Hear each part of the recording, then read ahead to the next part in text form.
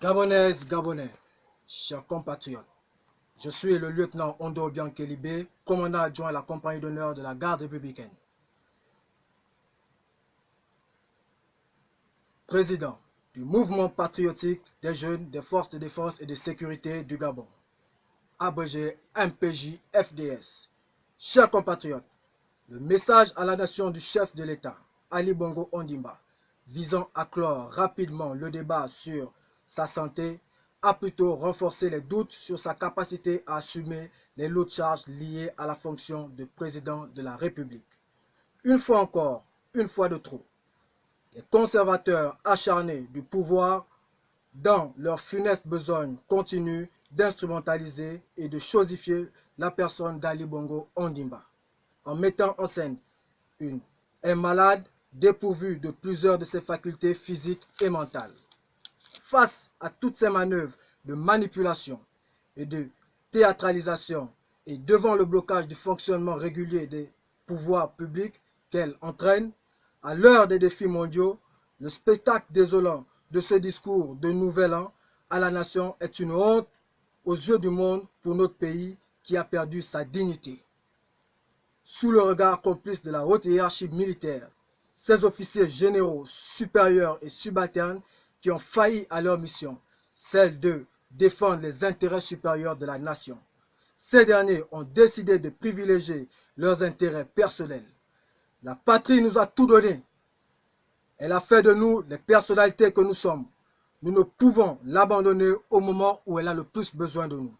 Ainsi, le mouvement patriotique des jeunes des forces de défense et de sécurité, soucieux de sauver la démocratie en péril, préserver l'intégrité du territoire national et la cohésion nationale, a décidé ce jour de prendre ses responsabilités afin de mettre en déroute toutes les manœuvres en cours visant la confiscation du pouvoir par ceux qui, dans la nuit du 31 août 2016, ont lâchement fait assassiner nos jeunes compatriotes avec le soutien des institutions illégitimes et illégales.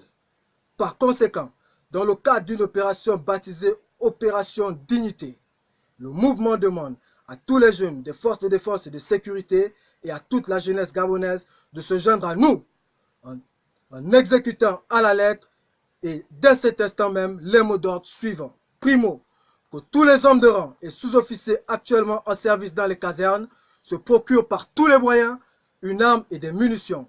Secondo, prenez le contrôle de tous les moyens de transport, les casernes, les postes de contrôle et de sécurité, les armureries, les soutes à munitions et les aéroports en fonction de vos positions respectives.